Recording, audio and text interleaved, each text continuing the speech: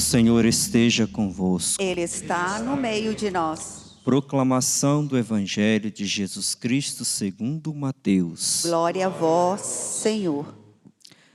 Enquanto Jesus estava falando às multidões, sua mãe e seus irmãos ficaram do lado de fora, procurando falar com ele. Alguém disse a Jesus: "Olha, tua mãe e teus irmãos estão aí fora e querem falar contigo." Jesus perguntou àquele que tinha falado: "Quem é minha mãe? E quem são meus irmãos?" E, estendendo a mão para os discípulos, Jesus disse: "Eis minha mãe e meus irmãos. Pois todo aquele que faz a vontade do meu Pai, que está nos céus, esse é meu irmão, minha irmã e minha mãe." Palavra da salvação. Glória a vós, Senhor.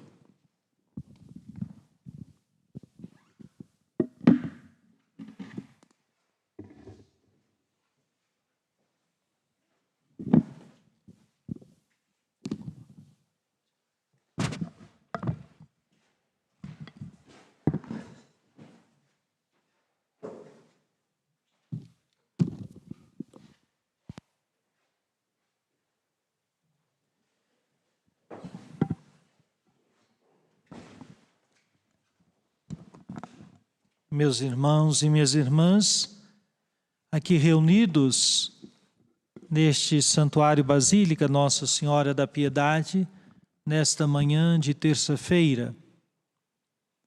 Irmãos e irmãs que estão nos acompanhando pela TV Horizonte, pela Rádio América, pelo canal do YouTube Mãe Piedade. Quero saudar com sentimento de gratidão o Padre Wagner Calegário, o Padre Samuel e o Padre Felipe, que nos acolheram aqui ontem à noite. Eu estou acompanhado de 3 diáconos transitórios, isto é, diáconos que se prepararam para a ordenação presbiteral. São da Arquidiocese de Goiânia, me acompanham, diácono Magno, diácono Valdeir, diácono Manuel. Viemos ontem de Goiânia, onde estou agora como arcebispo, para fazer durante esta semana aqui nas Minas Gerais um pequeno roteiro de visitas, de convivência, de encontros, de oração. E aqui chegamos então, foi a nossa primeira parada na Casa da Mãe da Piedade.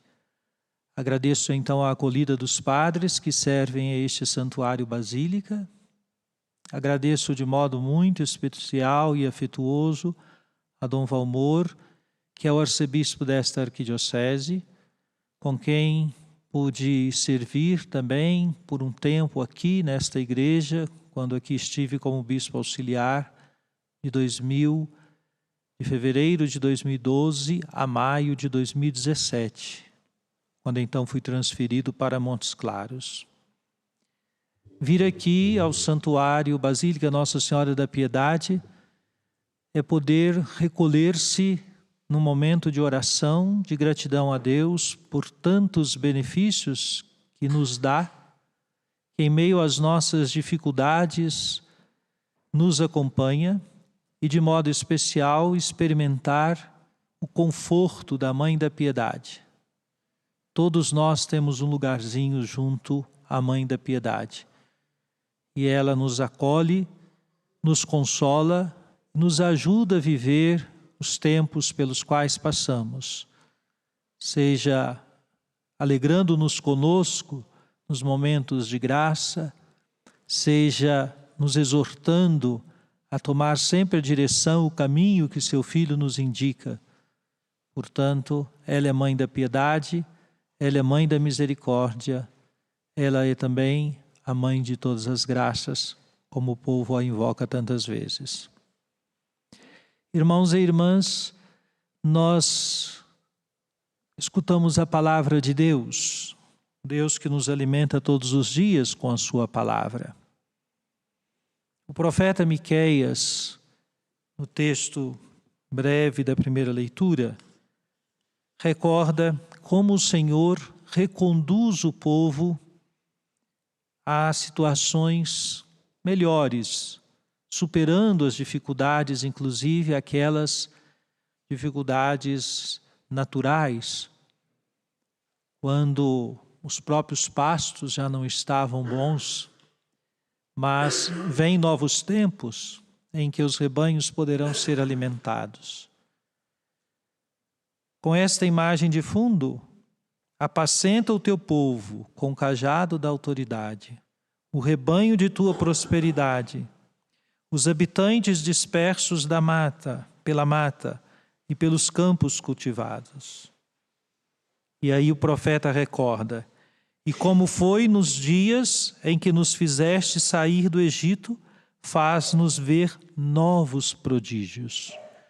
Então, a referência que existe no coração do povo é que Deus faz experimentar novidades, faz experimentar novos prodígios, faz experimentar novas maravilhas. Lembremos que Maria mesmo canta: o Senhor fez em mim maravilhas. Assim como fez maravilhas na vida de seu povo, na vida de Maria, faz também maravilhas na vida de cada um de nós. E somos chamados a reconhecer, a bendizer o Senhor, a agradecê-lo por essas maravilhas que realiza em nossa vida. E por que Ele assim faz? Talvez muitos de nós poderíamos em alguns momentos e situações nos julgarmos indignos de receber esses prodígios da parte do Senhor. Ele assim faz conosco porque, diz o profeta, Ele não guarda rancor para sempre. O que ama é a misericórdia. Portanto, volta a compadecer-se de nós, esquece nossas iniquidades, lança ao fundo do mar todos os nossos pecados. Este é o nosso Deus. Ele ama a misericórdia, esquece os nossos pecados, se compadece de nós. Foi neste espírito que nós cantamos então alguns versículos do Salmo 84. Mostrai-nos, ó Senhor, vossa bondade. Certamente o Senhor mostra todos os dias a sua bondade para nós. É preciso termos um olhar atento, um ouvido atento, uma sensibilidade a partir da fé, para perceber os sinais da bondade de Deus presentes em nossa vida. Estar num santuário como este, num lugar privilegiado em que a natureza, como aqui tanto se diz, não é, esta belíssima obra da arquitetura divina, em que a natureza nos convida à contemplação. É a oportunidade de buscarmos olhar, escutar, sentir os gestos, os sinais da bondade de Deus em nossa vida. São tantos, são bem superiores àquelas situações de dificuldade, ou mesmo de pecado que cada um de nós experimenta. Porque a bondade do Senhor, o seu amor e a sua misericórdia são infinitos, são infinitamente maiores do que os nossos limites. Então ouvimos a palavra do Evangelho, precedida do versículo tomado de São João: quem me ama realmente guardará minha palavra, e meu Pai o amará, e a ele nós viremos. Jesus associa o amor que somos chamados a ter por ele à atitude de guardar a sua palavra, e o Pai que nos ama, assim como o profeta Miqueias nos falava.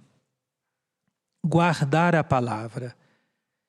Guardar a palavra no sentido da memória, de fato, conhecer a palavra, guardá-la, memorizá-la, poder repetir para si mesmo e para os irmãos o que o Senhor fala, é um passo muito importante, mas que está associado à vivência desta palavra.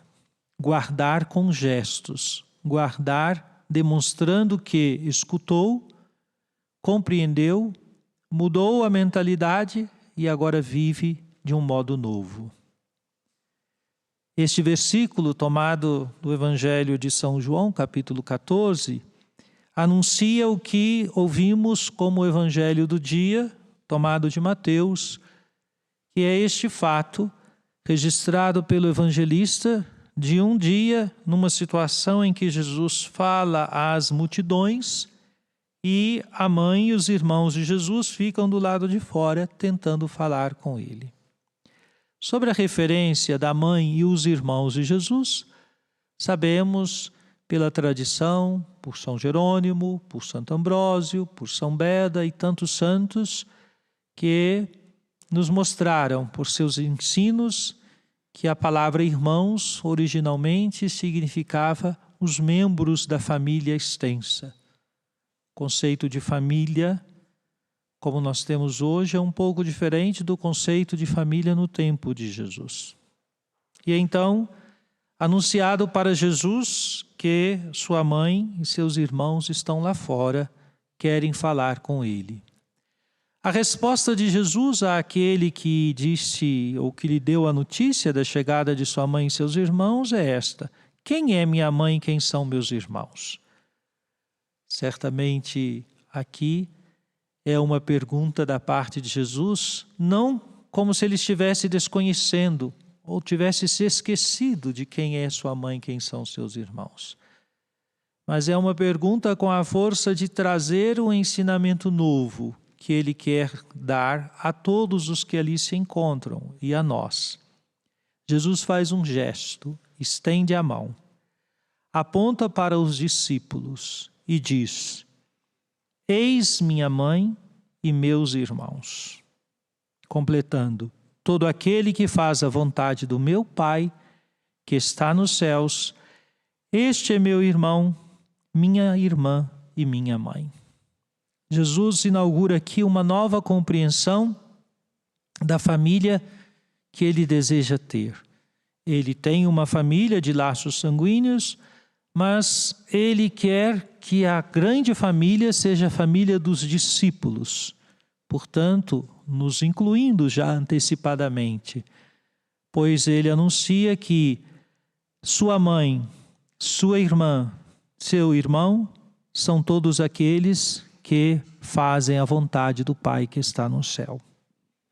Aqui nós poderíamos concluir pensando duas coisas. Primeiro, Jesus prioriza que o fundamental é escutar a palavra para fazer a vontade do Pai que está no céu. Então, se queremos fazer a vontade do Pai, escutemos a palavra. Reservemos tempo em nosso itinerário de vida para conhecer a palavra de Deus, dela nos alimentarmos, nela encontrarmos o sentido da vontade de Deus.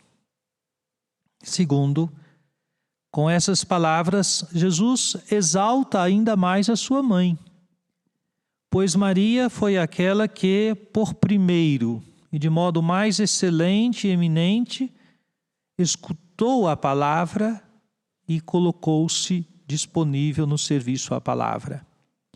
Lembremos-nos da resposta de Maria ao arcanjo Gabriel na Anunciação, que está no Evangelho de Lucas. Qual foi a resposta de Maria? Eis aqui a serva do Senhor. Faça-se em mim segundo a tua vontade, segundo a tua palavra. Então, se Jesus diz que quem faz a vontade do Pai é seu irmão, sua irmã, sua mãe, Maria o é de um modo excelente. Tanto que ela é chamada não apenas de mãe de Jesus Cristo, mãe do Filho de Deus, mas também primeira discípula, perfeita discípula, porque de mãe ela escuta a palavra do seu Filho e faz-se servidora do Pai. Irmãos e irmãs, aqui junto a esta belíssima imagem de Nossa Senhora da Piedade, neste santuário basílica, façamos hoje uma súplica muito especial. Peçamos de Deus esta graça, que haja sempre em nosso coração espaço, tempo, disposição para escutar a palavra de Jesus. Que haja sempre em nós o desejo, o empenho, energias para fazer a vontade do Pai. Nossa Senhora da Piedade, rogai por nós.